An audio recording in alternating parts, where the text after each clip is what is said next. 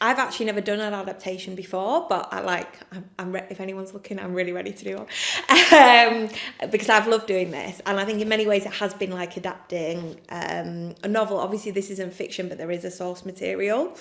I suppose the great thing about that is coming up with story is hard. I'd say it's actually the thing that takes the longest as the writer, like coming up with what should happen. And, you know, when you're adapting something, that's kind of there for you. But the challenge within that is, one, the volume of it. I mean, Mary Wollstonecraft had a tragically short life. She dies at 38, but she does so much stuff, like a mad amount of stuff. And theatre can't just be one thing after the other. You know, that's boring. Like, that's a biography and that's not alive and it doesn't live as a story. So you've got to find your arc within that and you've got to find the beat. So you've got to pick out a strand. And being totally honest, you've got to know what you're trying to say with that story, because actually you could do 15 plays of Mary Wollstonecraft's life and they could be really, really different depending on what version of her you think serves the story that you are telling. And, you know, one of the biggest challenges we had was just, quite honestly, like, a lot of the stuff that happens to her is really sad. It can feel relentless. And I don't think that is a great night in the theatre, to just come in and be battered by the patriarchy again and again and again and the horrible things that happen there. So it was about finding, like, within that struggle and within that tragedy, why are we bothering to tell it? Where is the hope in that? And where is the love and the belief? And what's the bigger picture than the events that we've just got of the biography?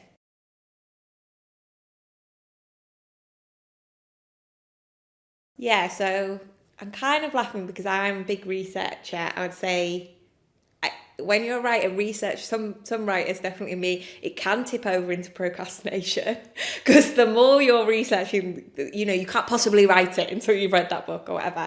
And this, just being totally honest, this project's been a really long time cooking. So I think I first ever pitched it, it will have been nearly 9 years to get it to the stage. And it's been in different forms, and that wasn't the whole time. But yeah, so in terms of research, like I said, I already knew a little bit about Wollstonecraft because my mum's a really big fan. My mum's actually a philosopher, and she used to run a Mary Wollstonecraft lecture that looked into Mary as a philosopher. She's not always been taken the most seriously in that standpoint, but actually she was a really important philosopher, kind of around the you know, the big hitters. So I'd actually been to that lecture a few different times. I'd read her most famous work, A Vindication of the Rights of Women, at university, and, like, being totally honest, I found it quite hard. I think it can be hard to get into as a text, but it's the ideas of it that are so, like, thrilling and exciting, and looking at her from a standpoint of ideas, like, through her philosophy, is what, like, first made me really connect with her. So I read all of her works after that. I went away and read them all. I read, there's loads of letters. You can get collected letters. They were the thing that helped me move towards being able to see it as a play the most, because in the letters you get a real sense of her personality and her voice, even though, you know, letter writing at the time was very constructed. So that's not how someone would have actually spoken the way that they're writing, but you do get a sense of her passions and her moods and her ideas. And then, you know, there's loads of brilliant biographies and writings about her in different ways, and I read a lot of them. I read a brilliant biography called Romantic Outlaws that was laying the lives of her against the life of her daughter Mary Shelley, and, you know, really made them seem like thrilling and exciting figures. And then after that I would go back to her writing, and it was interesting how much more accessible I found it. So basically loads and loads and loads of reading, and reading things again and again and again and again until you felt like the core of them for you was really, really clear.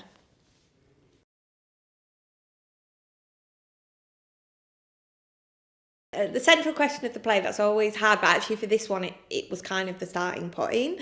I don't think we necessarily answer it, and I think that's okay. I don't think theatre has to, but so the big question of the play was a question that is in the writings of Mary Wollstonecraft. Actually, after she has her first daughter, she has this brilliant quote that's there in the play that, you know, really drove me.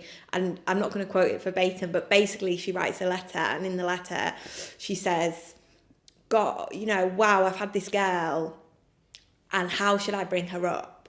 Because when you have a girl, you have to think about the fact that the world is hard and it might not treat her always fairly. And Mary says, I want to bring her up to be this amazing person, you know, to know her values and her power and her heart, and to think she can achieve all these things. But also, I know how the world is going to treat her. And being a woman that is fully realised in that way can be really rough. And Mary knows that because it's rough for her. So should I bring her up to be more muted? Should I bring her up to go along with things that she thinks are not right? Because actually maybe she'll be loved more if she does that. And I think that is a central question. How do you grow a girl in a world that doesn't always want them to succeed? Felt so current for me. And like, I'm at the age where, you know, all my friends are having kids, you're thinking about kids, and you're asking that question of, you know, of your how do you raise resilient, strong, brilliant children, but also knowing that you can't always protect them.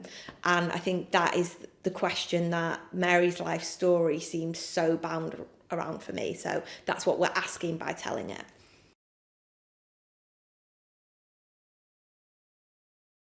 Yeah, so structurally it really came out of the fact that theatre, this idea earlier that I was saying, that I think theatre has to feel alive. I don't think biography, just this happened and then this happened and this happened to someone, is a good enough reason for making a play. I think actually biographies are good when they're written down.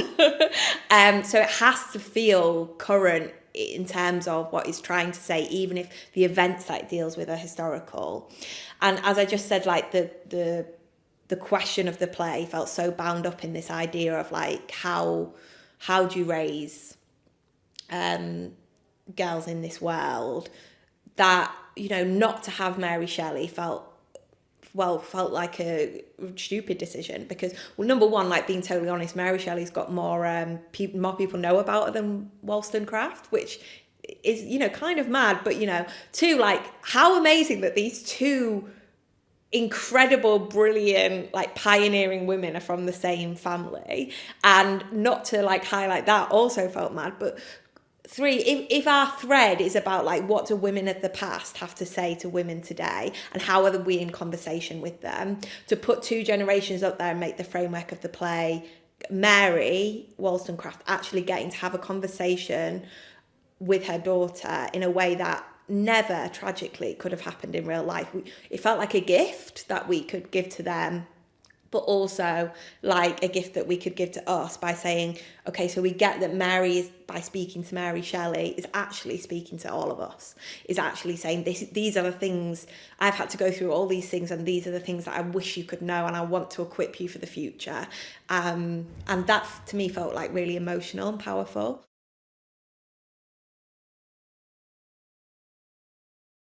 Is it a play with songs? Is it a musical? Like, oh, who knows?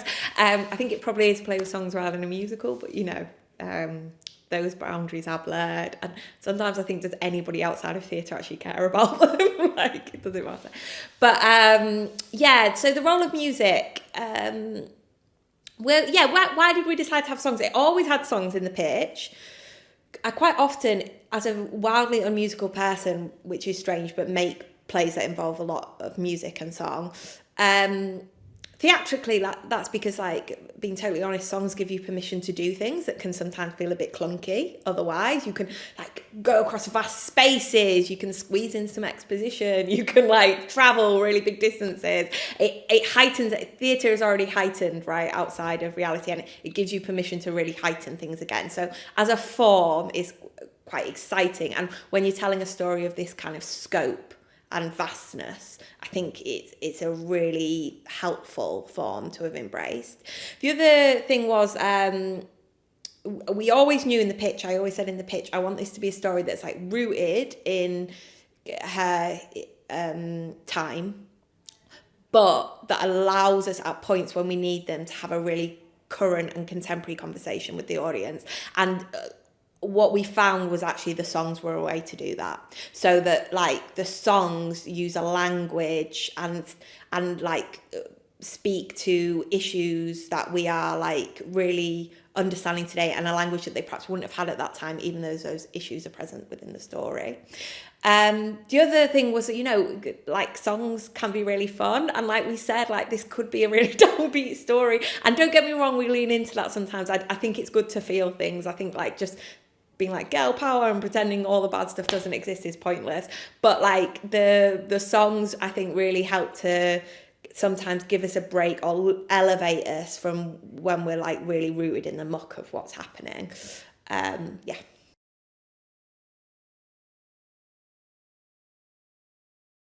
Yeah, so the Hyenas are our kind of ensemble chorus who help to tell the story and sort of in charge of the music in the play. They all multi-role throughout, and that's because the play, I think, really embraces a kind of heightened theatricality. It's quite self-aware. So whilst Mary in the play is really experiencing everything as it happens, and she's on the real emotional journey of the play, the Hyenas are quite aware that they're telling a story and they're playing different characters, and they might have a nod and a wink to the audience and a kind of chat to us.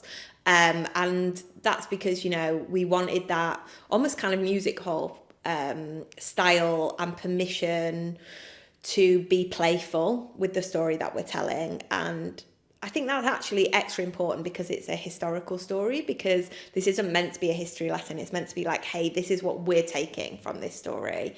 There might be a version of Mary that someone would tell that would be very, very different. And I think acknowledging your craft in that kind of style is really important. Who the Hyenas come from, they're called the Hyenas because it comes from a quote. Mary Wollstonecraft, was criticised a lot in her lifetime, and one of the things someone wrote about her was that she was a hyena in petticoats, and I got a bit obsessed with that because I thought, well, that actually sounds so cool. And sometimes you realise you wish women of history could be here in the present to like realise that the things thrown at them we embrace and we think, wow, I would love to be a hyena in petticoats. So her hyenas, they kind of flip throughout the play, but really they're women who are inspired by her ideas and who take it on, and sometimes they're in her head and sometimes they're outside it, and they play all these different characters.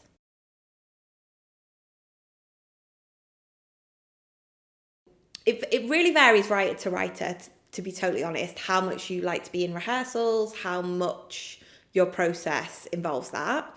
But with a new play, definitely when it's like its premiere, I'd say it nearly always involves it a bit. For me, it tends to involve it quite a lot. Like, I love being in rehearsals. Sometimes you have to disappear, like sent away because, you know, you're hanging around like a bad smell. But yeah, and the reason for that is because I find it so helpful, even just to hear it aloud sounds so obvious, but like a play is kind of a living, breathing thing. So until you're in rehearsals, until you've got actors, there's loads of stuff that, you know, you kind of, we probably will be on about draft 7 or 8 of the play before we enter rehearsals, and then so much stuff suddenly in the first week becomes like really apparent, and you think, how have I been doing this for 9 years and I've not noticed? But it's just about being really responsive to that. I find cutting, like, often you can just suddenly see whole chunks you don't need because an actor is doing something really brilliant and you're like, oh yeah, I've overwritten that. Structurally, hopefully we're pretty sound, but again, simplification often comes from seeing stuff on stage. And then actually, because it's a play with songs, in my experience, more stuff does change, and that's because you're dealing with so many more moving elements, and actually also because this has a really high level of multi-rolling, so there probably will be, in all honesty, some really practical stuff where you're like, oh God, I've written that she goes off there, but then she's got to come straight back on there, but she's got to have a wig and a whole costume change, so I need to like change the order of that. Or like, hey, actually with this song, it feels like that bit of text, when we're actually doing it live, needs to go in the middle or needs to rhythmically even out. So it putting a play together, a new play, for me always feels like kind of you're as the writer, you know, you're in the middle of the orchestra and you can't feel that until rehearsal. So yeah, it's a really exciting time, but I think it will kind of change a bit maybe more than some of the actors would like, is often the case. But yeah,